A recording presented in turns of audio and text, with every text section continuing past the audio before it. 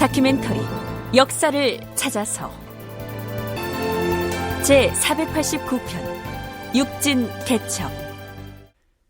세종 16년 서기론 1434년에 세종은 지금으로 치면 자신의 측근 비서였던 김종서를 함길도 관찰사로 임명해서 파견합니다. 물론 세종이 그를 새로 함경도 감사로 임명해서 파견한 가장 큰 배경은 여진족의 주장 맹가천모가의 사망으로 권력의 공백 상태에 놓인 동북지역, 즉 지금의 함경북도 회령 일대에 군사 요새인 진을 개척하는 데 그가 적임자라고 판단했기 때문이죠.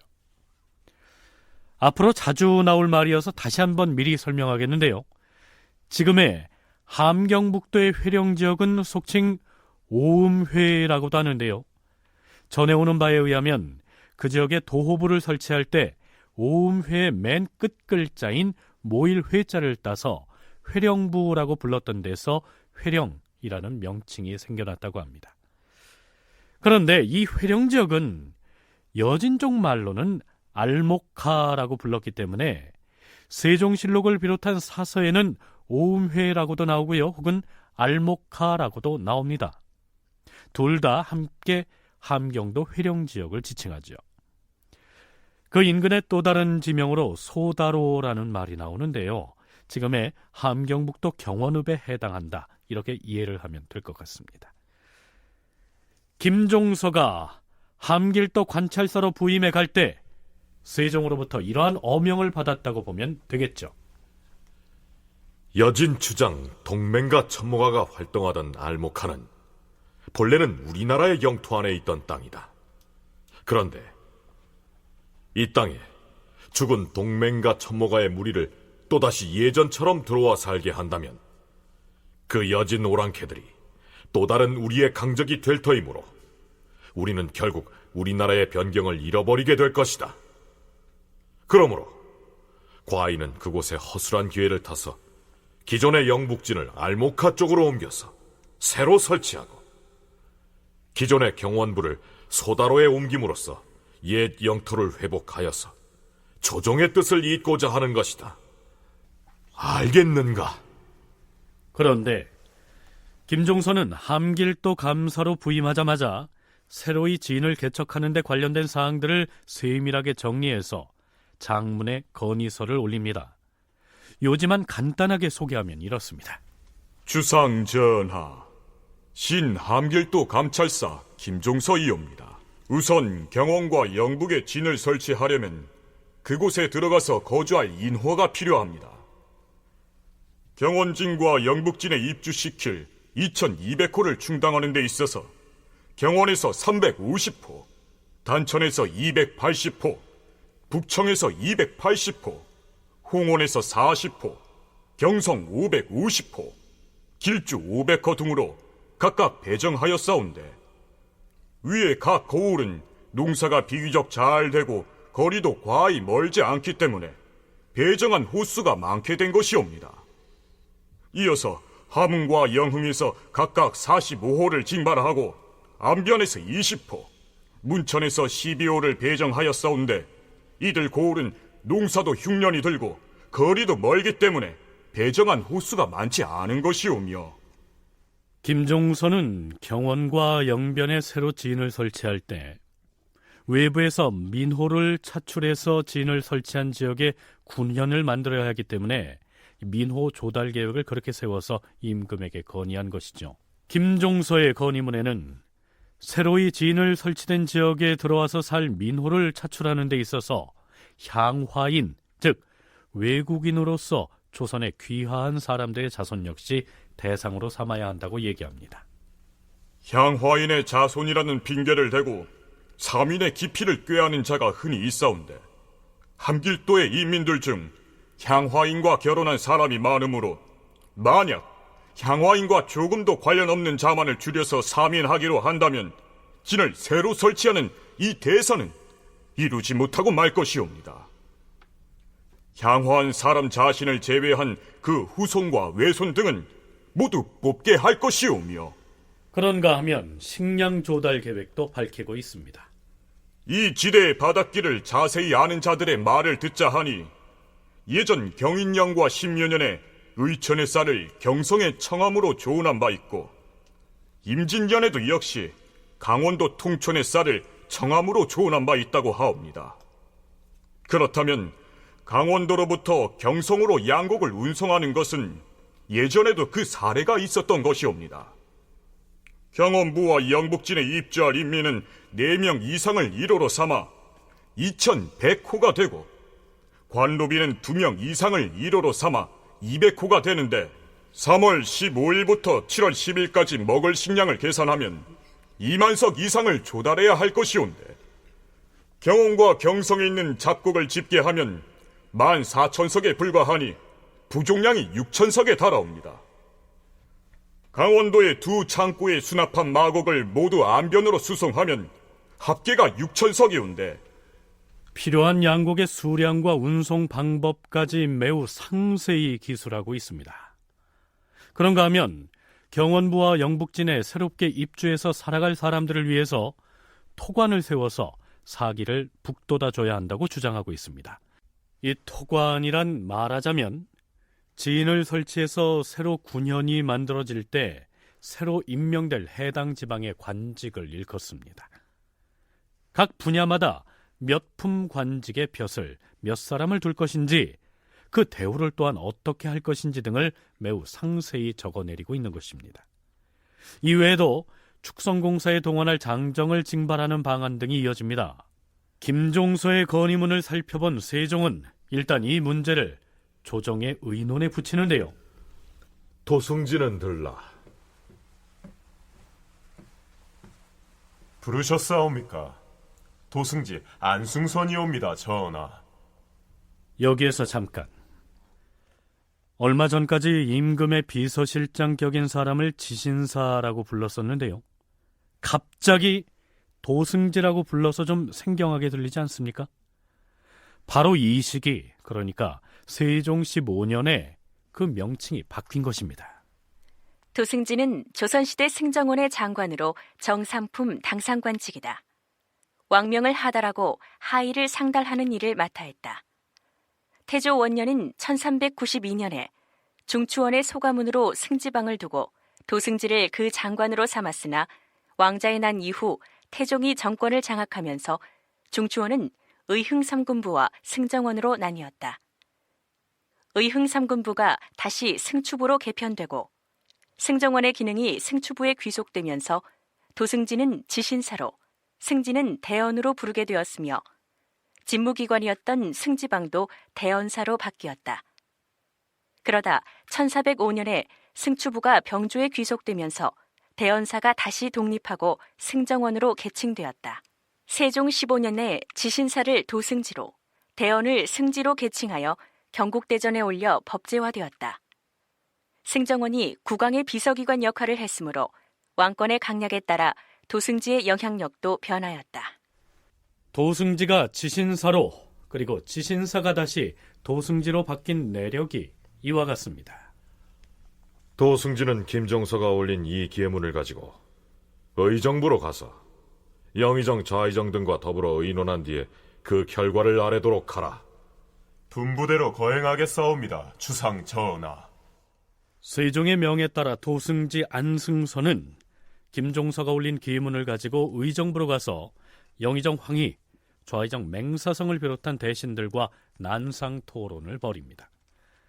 그러나 세종은 대신들의 이런저런 반대 의견에도 불구하고 김종서에게 힘을 실어주는 쪽으로 결론을 이끌어냅니다.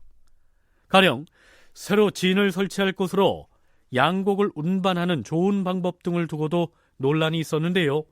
자, 잠시 살펴보시죠. 예전 황희가 강원도 감사로 있을 당시 경상도의 잡곡을 조운해다가 강원도 백성을 구제한 일이 있지 않았던가? 조운은 옛날에도 그 사례가 있었던 것이니 차후로도 행함직한 일이 아니겠는가? 조운으로 편리를 보는 것은 예사이다. 그러나 실패를 보는 적도 간혹 있을 터이다. 이제 진을 개척하는 대사에 임하여 혹 한두 척의 배가 파선한다 하더라도 그 정도를 꺼려해서 그만둘 일은 아니라고 보는 바이다. 하오나 전하, 강원도 물길이 얼마나 험난한지는 그 상황을 신은 아직 보지 못하였사오나 정부의 대신들은 모두 불가하다고 하였사옵니다.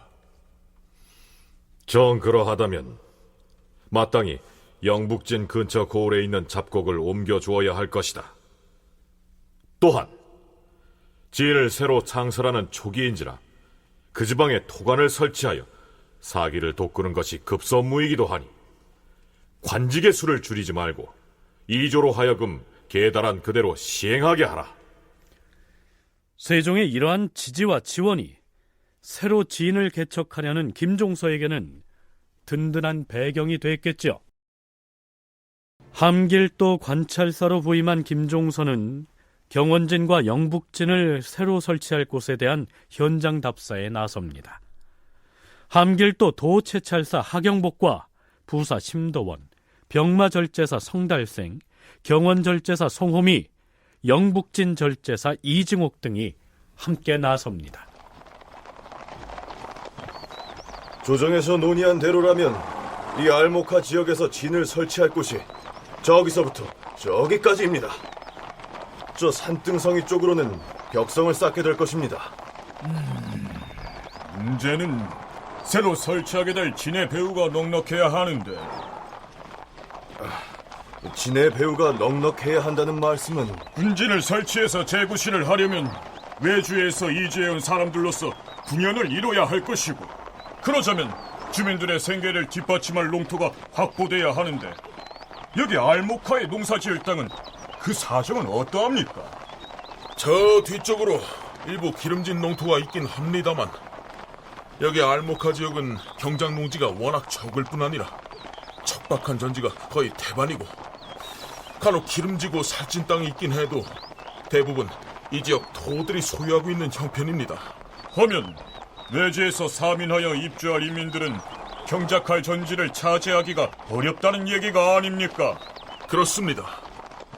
여기 알모카에 군읍을 두기는 어려울 것입니다. 저기 북쪽으로 교통로가 나 있는 듯한데. 여진족 오랑캐들 본거지를 통하는 교통로가 나 있어서 이곳이 교통의 요충지입니다. 저 너머의 알타리 쪽에 모여 사는 곳으로 연결된다는 얘기가 아닌가요? 그렇습니다.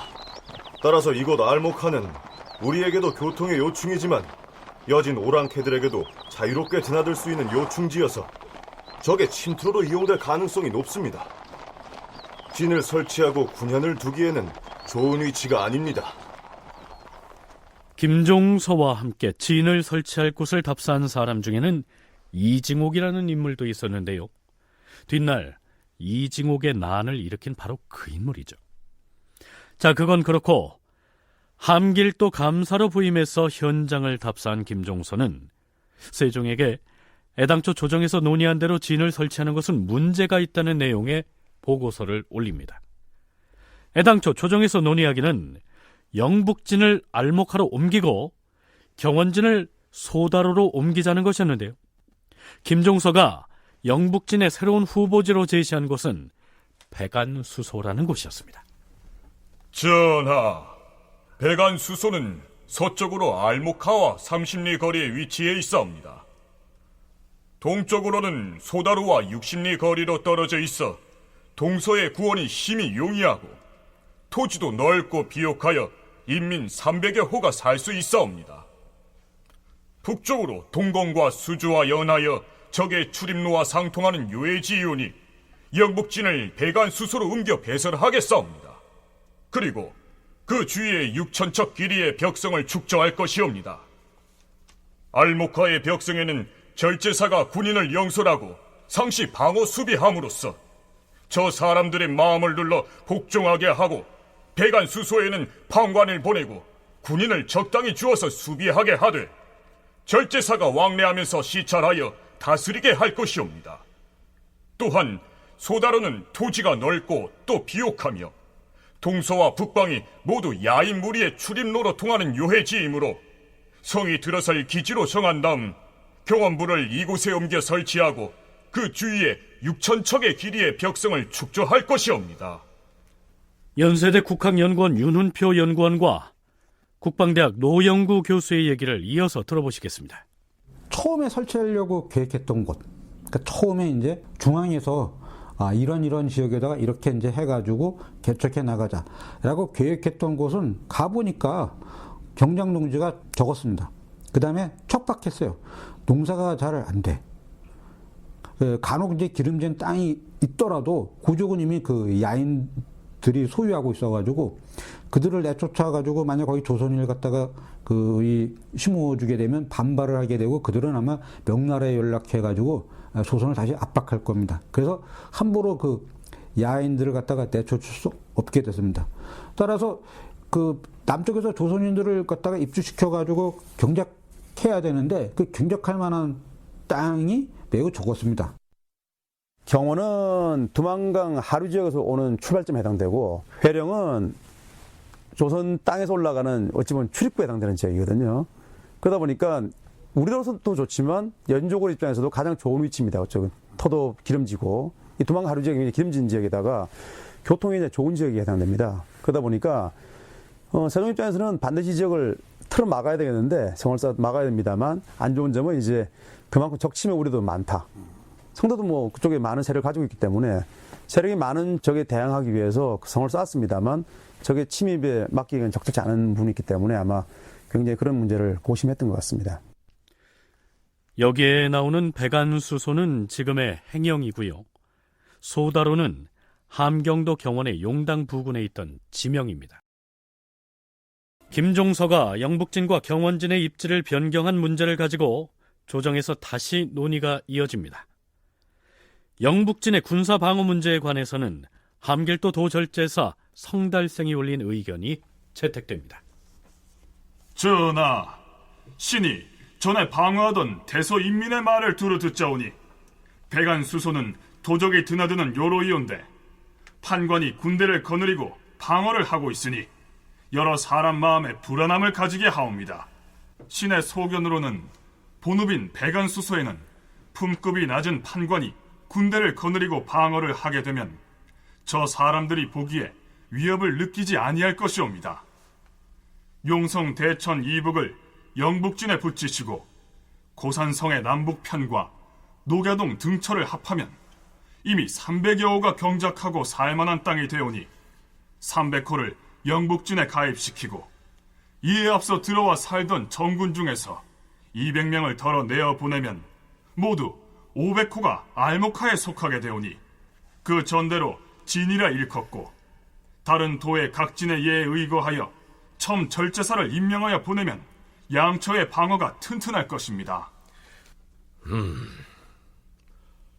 함길도 도절제사 성달성이 올린 의견대로 시행하게 하라. 김종서가 회령과 경원 두 곳에 진을 설치하려던 당초의 계획을 현장 답사 후에 바꾸게 된 또 하나의 이유는 두 지역이 너무 멀리 떨어져 있어서 양쪽을 연결하는 교통이 원활하지 못했던 점을 들 수도 있습니다. 노영구 교수의 얘기입니다. 회령은 육진의 출발지라고 해당할 수도 있고 경원은 육진 개척의 종착지다 이렇게 볼 수 있거든요.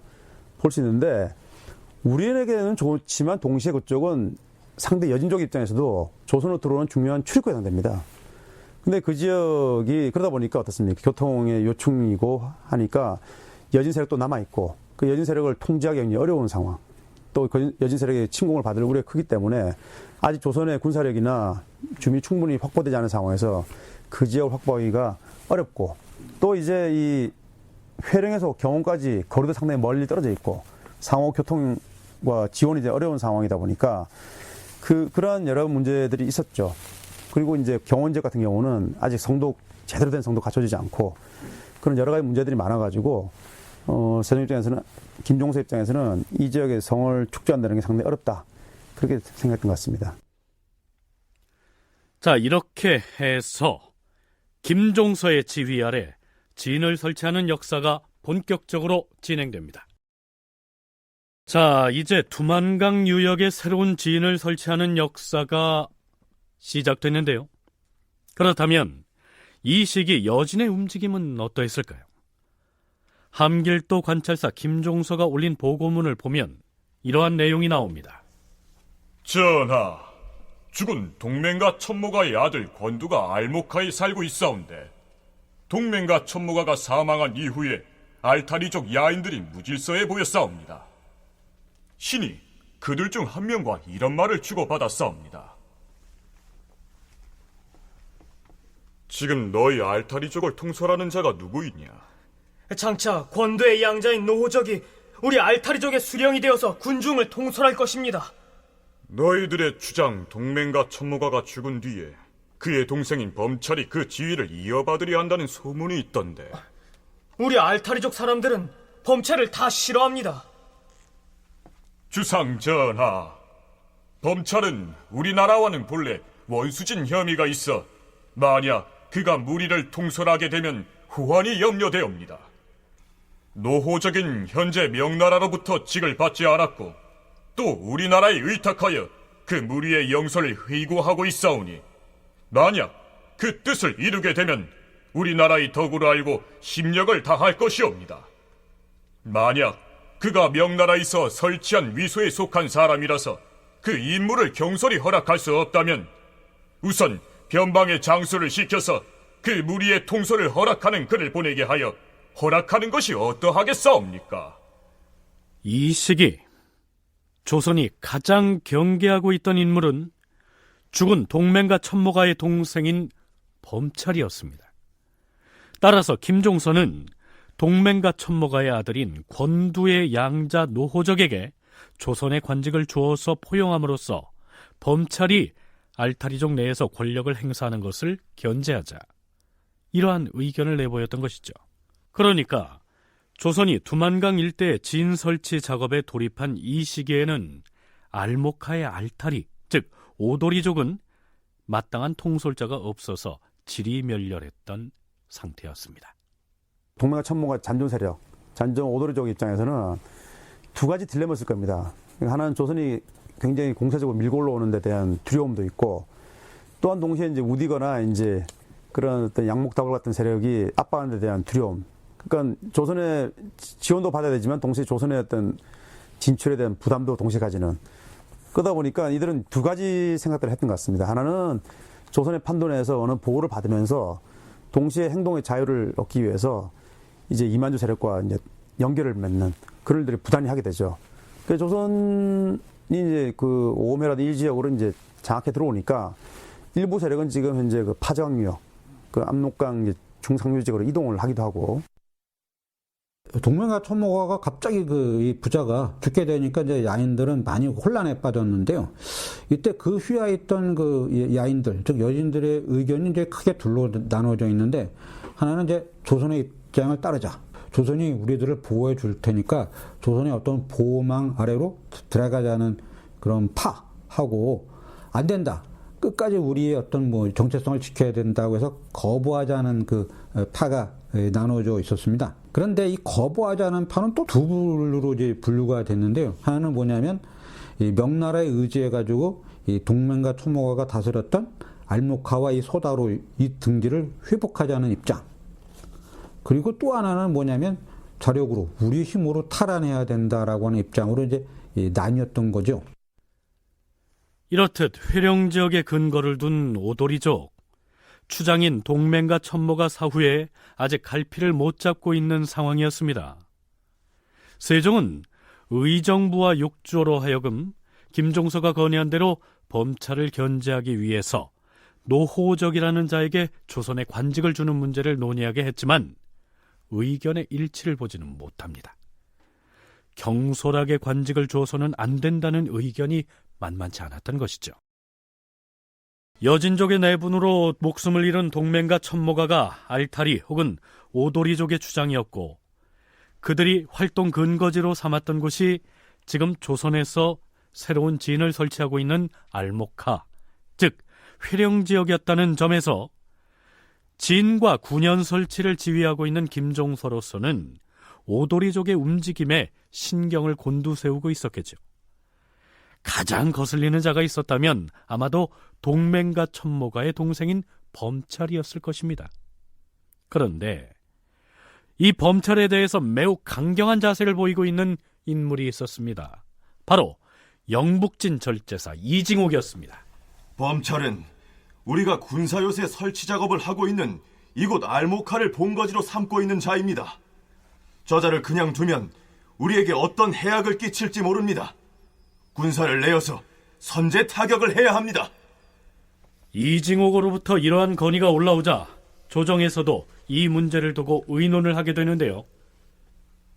영북진 절제사 이징옥이 동맹과 천모가의 아우 범찰을 정벌하자고 청하고 함길도 도관찰사 김종서는 그를 정벌하는 것은 옳지 않다고 하니 이 두 의논에 대한 경들의 의견을 말해보세요.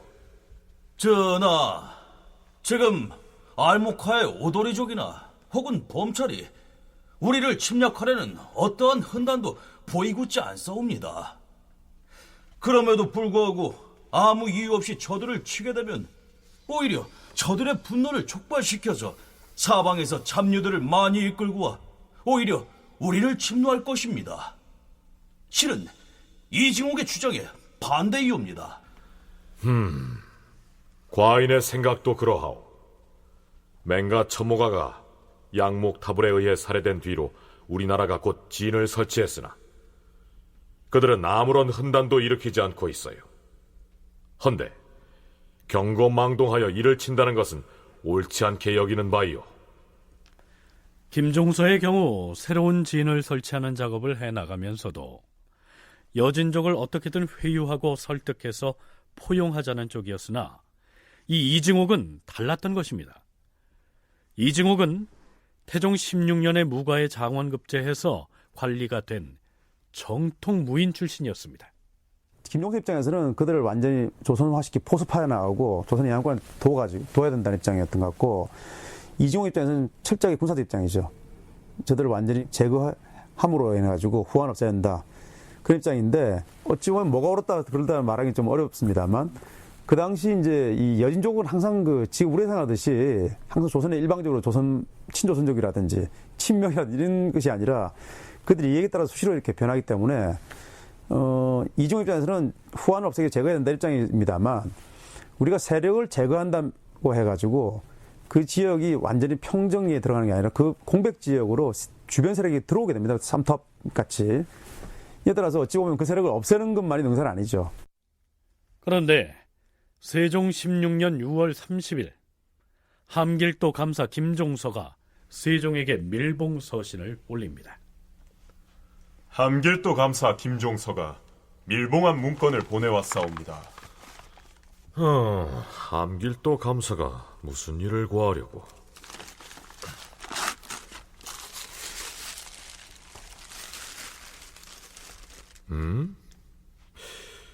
이건 김종서의 글이 아니라 이징옥의 사목이로군. 그러니까 이징옥이 올린 글을 김종서가 밀봉해서 자신의 이름으로 세종에게 보낸 것이죠. 자, 이징옥이 세종에게 보낸 밀봉상서에 무슨 내용이 담겨 있는지 들어보시죠. 전하, 동맹 가천모가의 동생 범찰이 신이 절제사로 있는 영북진에 들렀사옵니다. 처음 왔을 때 언사는 매우 공손하였사옵니다.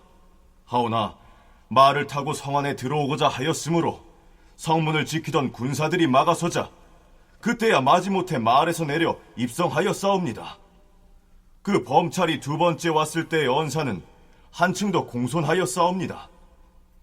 이때 범찰은 우리 영북진의 성으로부터 서쪽으로 오리쯤 되는 자기의 예터에다 목책을 설치하고 알타리 사람들을 영솔에 와서 살게 하고자 하였사오며, 동맹가천모가의 예터인 북현에서 100여 명을 모아서 데려오려고 하였사옵니다.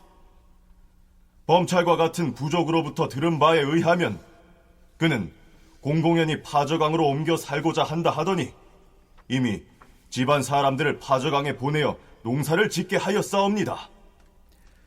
이징옥은 이처럼 자신이 절제사로 있던 영북진에 범찰이 나타나서 내보인 행동 등 일거수일투족을 상세히 고합니다. 이징옥은 특히 이 범찰이 파저강 쪽으로 들어가서 이만주를 만나게 될 상황을 우려하고 있었습니다. 그는 이렇게 우려합니다. 만일에 범찰과 이만주가 작당을 하게 되오면 후환이 없지 아니할 것이옵고 타인으로서 공공연히 제어하기도 불가하옵니다. 그러니 지난번에 피살된 사람들의 자제들이 원수를 갚는 것처럼 위장하여 그 자를 제재하게 함이 어떻게 싸웁니까? 신의 어리석은 생각으로는 범찰이 살인한 죄가 이미 오래되었고 또 중국에서 관직을 받은 자인즉 이제 까닭없이 죄를 묻기는 어려울 듯하옵니다. 그러나 이 사람은 끝끝내 반드시 우환이 될 것이오니 불갑을 일찍이 이를 위하여 계책을 세워야 하겠나이다. 만일 이자가 파저강으로 이사하고 나서 우리 조선의 화심을 품고서 우리 인구를 잡아가고 혹은 우마를 훔쳐간다면 어찌 되겠사옵니까? 이를 대비할 계책은 불갑을 일찍이 마련해야 하겠기로 엎드려 전하의 재결을 바라옵나이다. 범찰이 파저강의 이만주와 만나게 되면 분명 둘이 작당해서 조선에 해를 끼칠 일을 꾸밀 것이니까 예전에 범찰에 의해서 가족을 잃은 사람이 복수를 한 것처럼 꾸며서 범찰을 제거해버리자. 이징옥이 이러한 제의를 하고 있는 것입니다. 그러나 세종은 대신들과의 의논에서 역시 이징옥의 이러한 의견을 받아들이지 않겠다고 말합니다.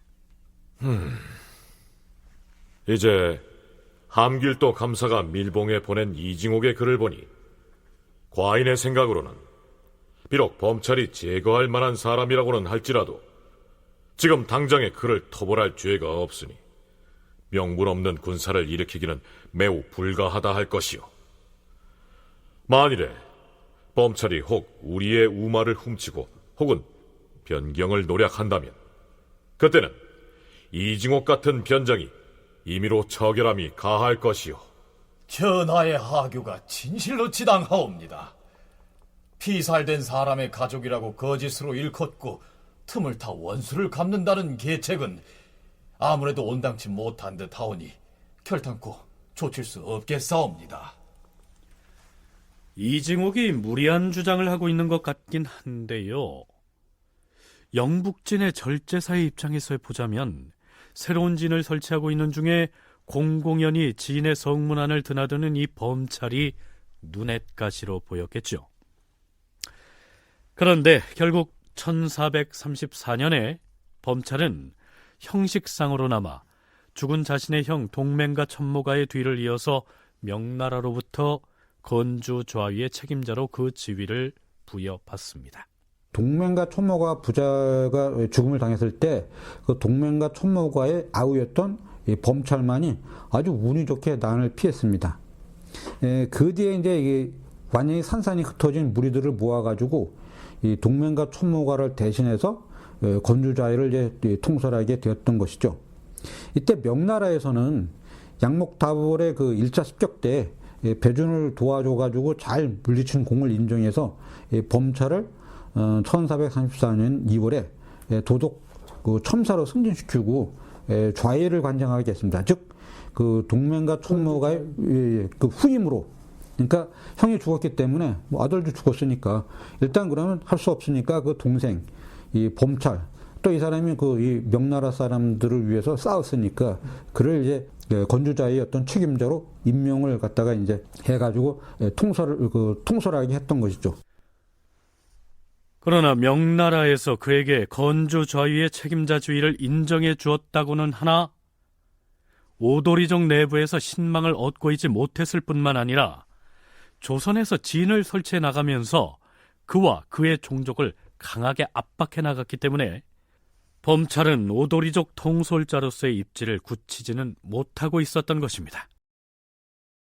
그러나 두만강 유역에 군사 요새인 진을 설치하는 작업을 진행해 나가다 보니 여진족의 활동 근거지와 맞닿게 됐기 때문에 아무리 조선에서 그들을 회유하고 포용하려고 해도 마찰이 생길 수밖에 없었습니다. 뿐만 아니라 우디케족이 맹가 천모가가 사라진 오도리족을 공격하는 사태도 벌어집니다. 세종 17년 11월 20일 함길도 도순검사가 급히 보고하기를 구주에 거주하는 현지 놀적합 400여 명이 알타리에 침략하여 14호를 불사르고 건장한 남녀 86명과 어린이 노약자 등 약한 남녀 63명과 마소 445피를 사로잡아 갔는데 화살에 맞은 사람이 3명, 죽은 사람이 2명이며 올적합 2명도 또한 화살에 맞았습니다. 라고 하였다. 그런데 조선의 중앙조정 입장에서는 두만강 유역에 군사 방어 요새를 설치하는 막중한 대역사를 추진하고 있는 마당에 어떻게든 국경 일선에서 여진족과 충돌하는 상황은 피해가기를 원했던 모양입니다. 전하, 함길도 도졸자사 성달성이 옵니다. 홀라온 오랑캐가 우리 조선의 변경을 범하고자 하므로 우선 인민들을 모두 거두어 보호하고 들판에 작물을 거두고 가옥을 철거시켜 도적을 기다리게 하고 있는 형편이오니 백성들이 불안해하옵니다.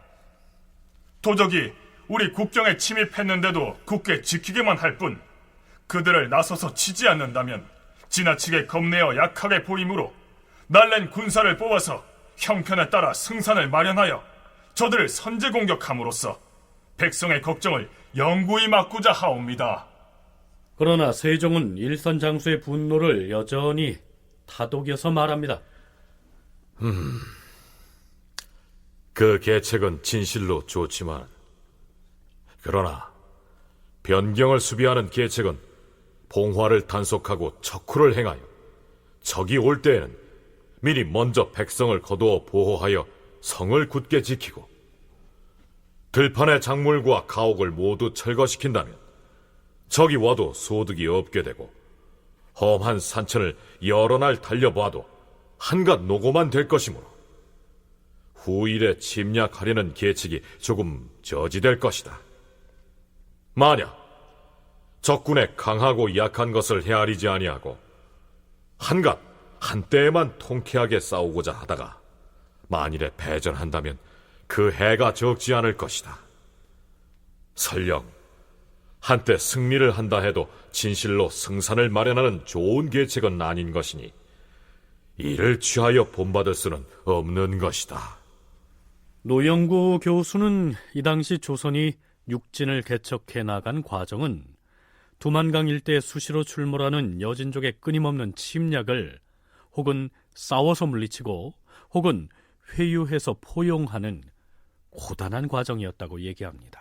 조선이 압박을 하다 보니까 동맹과 천모가 세력은 뭐 그런 잔존 남아있는 상태입니다만 북쪽에 있는 우디가 세력들, 이런 세력들은 조선의 압박이 커지니까 조선을 공격하기도 하죠.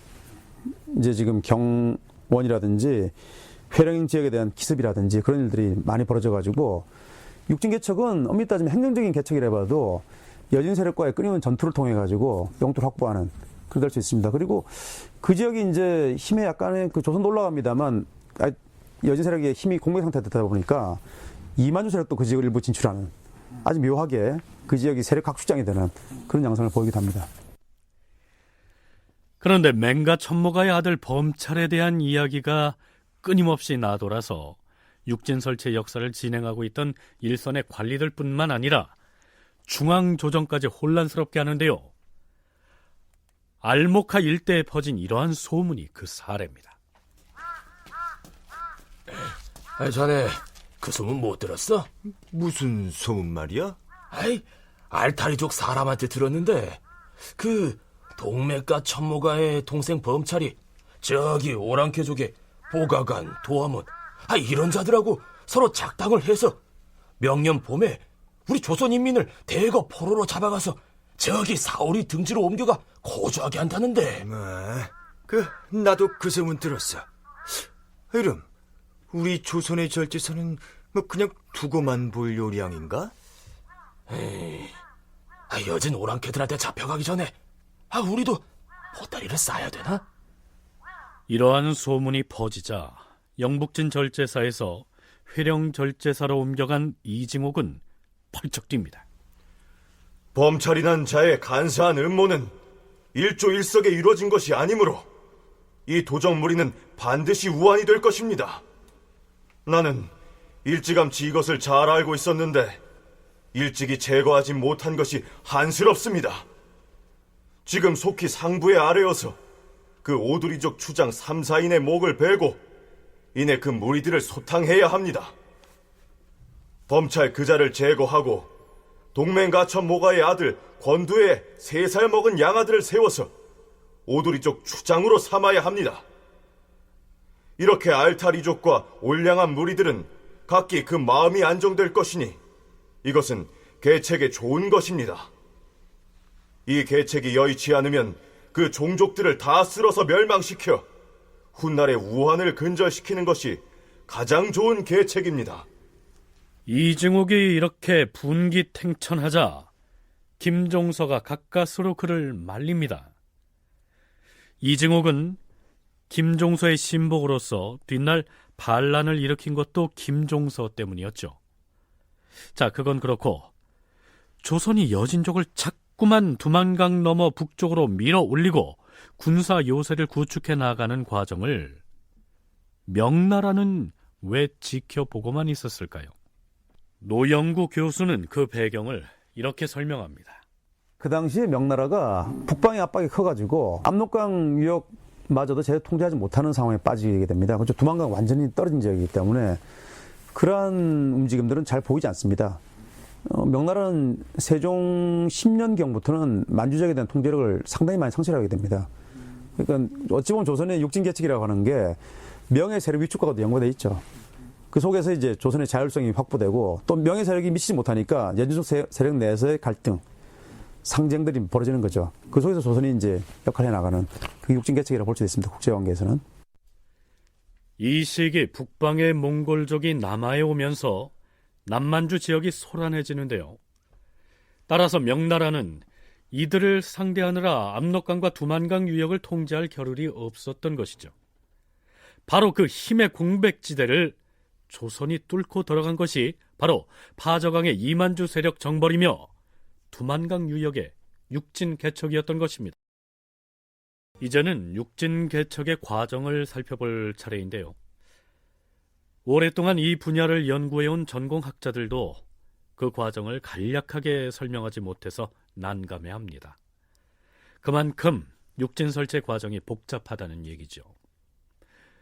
종성, 운성, 회령, 경원, 경흥, 부령 이렇게 6군데의 진을 설치했다. 자, 이렇게 설명하면 간단하게 끝날 것 같은데요. 그게 그렇지 않습니다. 압록강변에 4군을 설치한 과정하고는 다르기 때문이죠. 우선 윤훈표 연구원으로부터 육진의 개척이 4군의 설치와는 어떻게 다른지부터 들어보시죠. 4군하고는 완전히 다릅니다. 4군의 경우에는 그 압록강 유역에다가 처음부터 딱 설치해가지고 확고하게 자리를 잡았던 것이고요. 이 육진의 경우에는 남에서부터 밀어붙여가지고 두만강까지 올라갈 때까지 끊임없이 전진하는 그러한 어떤 그 모습을 보여주게 된 것입니다. 이렇게 해서 이제 그 종성을 마침내 이제 두만강에다가 딱 설치하게 되니까 또 옆에 그 지역이 하나 비어 있었습니다. 그 지역에다는 온송 그 도부라고 하는 부를 설치를 하게 됩니다. 이렇게 해가지고 이제 6개를 그 두만강가에다가 그 차근차근 설치해서 완전히 조선의 영토로 만들게 되는 것이죠. 무슨 얘기냐 하면 4군의 경우 압록강 중상류 지역의 4군데를 정해서 그쪽에 군을 설치하는 방식으로 진행을 했지만 육진은 달랐습니다. 우선 맨 처음으로 지금의 회령에 해당하는 알목하에 영북진을 설치할 계획이었다가 그 계획이 바뀌게 되죠. 알목하, 이 지역에다가 영북진을 설치하려고 했는데 가서 보니까 마땅치 않았습니다. 그래서 이제 영북진을 갖다가 좀 더 조건이 좋은 이제 그 배감 수소라고 하는 다른 곳으로 옮기고 따로 이제 원래 이 영북진을 갖다가 설치하려고 하는 그 알목하 지역엔 회령진이라고 하는 그런 것을 갖다가 이제 설치를 했습니다. 그리고 이제 영북진 거기에 이제 그 첨절제사를 이제 보내가지고 방어를 하게 했는데 그 영목진이라고 하면 이 진은 군사적인 어떤 거점 지역인데 그게 이제 나중에 이제 완전히 조선의 영토가 되면 거기다가 이제 군현을 설치해야 됩니다. 거기다가 이제 그 세종 17년에 어느 정도 진전이 있었다고 세종이 판단했는지 영북 진을 갖다가 거기다가 이제 종성군이라고 하는 군을 설치하고, 그럼 영북진은 어디냐? 좀 더 위로 올려버립니다. 영북진은 지금 오늘날 지금 경성 지역에 있습니다만, 어쩌면 영북이란 말이 북쪽을 편안하게 한다는 뜻이 아닙니까? 그래서 영북진을 이제 알목화 지역, 오늘날 종성 지역으로 옮기려고 이제 생각을 하게 됩니다. 그리고 이제 후방에 있던 경원부를 이제 지금의 경원부 지역, 경원 지역이 소다로라고 합니다만, 옮기려는 계획을 세웠습니다만, 이제 지형적으로 좀 안 좋다는 입장이 있어가지고, 영북진을 이제 어디로 옮기냐면 지금 배관수소 어디냐면, 뭐 지도를 보셔야 좀 정확합니다만, 이 육진 지역 한복판에 행영이라고 해가지고, 지금의 그 경원 후방에 있습니다만, 그 지역으로 일단 먼저 영북진을 옮기게 됩니다. 홍의섭은 그의 저서 세종대왕에서 육진의 설치 과정을 이렇게 기술하고 있습니다. 세종 14년에 조선 조정에서는 경원의 서쪽에 있는 성막, 즉 지금의 부령에다 영북진을 설치하고 야인의 침략을 막도록 조처하였다. 세종 16년에 성막의 영북진을 지금의 종성에 해당하는 배관수소로 옮기고 이곳을 중심으로 이 일대에 종성군을 설치하였다. 뒤이어 알모카의 야인들이 침입하는 길목에다 진을 새로 설치하였는데 이것이 곧 회령이다. 회령은 야인들의 침투를 막는 데에 요충이 되는 중요한 지점이었으므로 곧 도호부로 승격시켰다. 또한 경원부를 횟가로 옮기게 되는데 이 횟가가 바로 지금의 경원읍이다. 고려 때부터 내려오는 공주에는 공성이라고 하는 현을 만들었다. 세종 19년엔 이를 경흥이라 계칭하고 6년 뒤에 성을 확장하여 도호부로 승격시켰다. 세종 22년에 종성을 수주로 옮기고 다운평에다 온성을 두었는데 이제 영북진을 그 당시 배관수소라고 했습니다만, 종성과 경원 후방에 있는 약간 뒤져 있는 지역입니다만, 그 지역을 옮겨가지고 이제 그 종성을 이제 설치하게 됩니다. 그 다음에 경원부를 이제 그 오늘날 지금 경원부 지역에 설치해가지고 두 군데를 이제 먼저 설치하게 되고, 이어서 이제 그 회령을 이제 그 당시는 오음회라고 했습니다만 회령진을 설치하게 됩니다. 그 다음에 세종 17년이 되면 그 회령하고 그 경원 사이에 있던 지역에 이제 종성을 중요해지니까 그 지역을 이제 종성군으로 독립하게 되죠. 그 다음에 가장 이제 이 동해안 이 육진 지역 동쪽 끝 그 지역에 이제 공성현을 두었다가 이제 곧 경흥군으로 바꾸게 됩니다. 자, 어느 곳에 진을 설치했다가 다른 지역으로 옮기면서 명칭을 바꾸기도 하고요.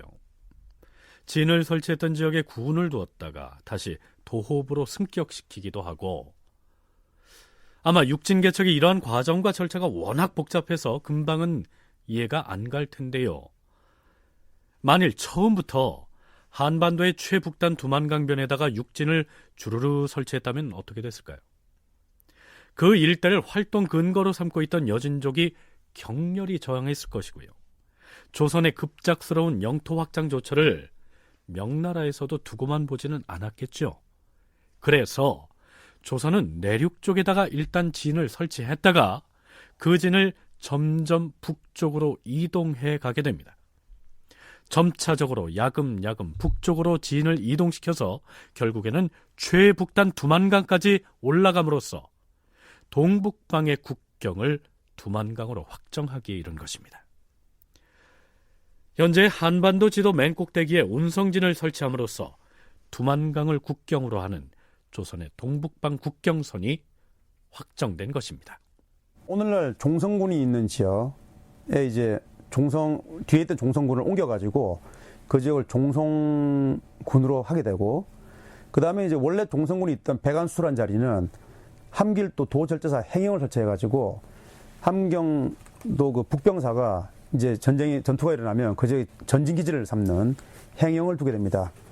그 다음에 이제 이 종성과 경원 사이에 이제 솟아있는 돌출지역이 있습니다. 맨 꼭대기 지역에. 그 지역에 온성군을 설치하게 됩니다. 대략 이제 이 5개의 군을 이제 정리하고 난 후에 강을 따라가지고 이제 회령부터 이제 경원까지 설치한 후에 이 지역을 차례차례 세종 23년부터 25년에 걸쳐가지고 모든 군을 전부 다 도호부로, 지금 도호부란 말은 각각이 독립적인 전투가 가능하고 행정적인 일이 가능하도록 어쩌면 독진화시키는 거죠. 우리가 육진이 설치됐다라고 얘기하면 그저 군사 요새만 설치한 것처럼 보이는데요.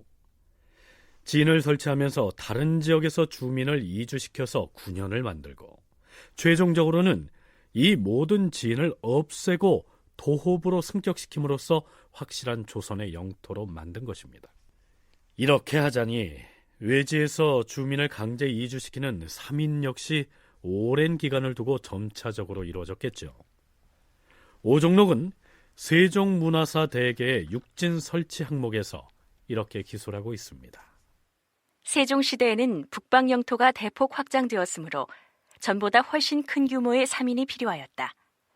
다만 사군과 육진의 설치가 점진적으로 이루어진 까닭에 삼인도 그에 따라 여러 단계에 걸쳐 점차적으로 시행되었다. 또한 각 단계의 삼인은 대체로 도 내의 중앙부 이남 지역의 주민을 북부 지역의 신설 지역으로 삼인하고 이에 따라 주민이 부족해진 도내 중앙부 이남 지역을 한반도 중부와 남부 각 도로부터 삼인하여 채우는 방식으로 진행되었다.